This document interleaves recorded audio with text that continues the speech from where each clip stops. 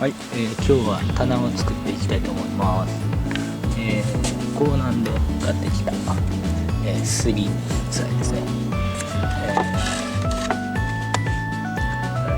全部で3000円ぐらいですかね。で、まずこの長手が90センチを4枚で、一番上の天板60センチ1枚と、これが27センチ、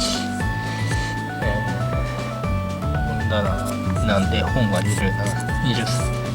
センチぐらい24センチぐらいやったんで、それを8枚で、小さいコミックの、やつが20センチのやつを作ってあります。で、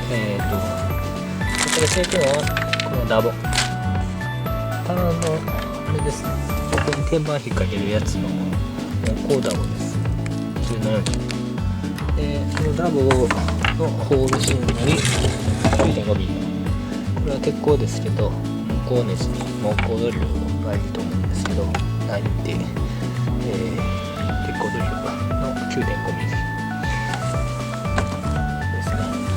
と、ステイン色つけてあって、ウォルナットの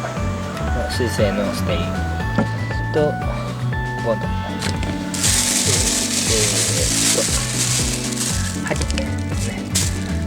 これで2000円ぐらいですかね、総額。はい、作っていきたいと思います。忘れてました。大体半分ちょっとぐらい。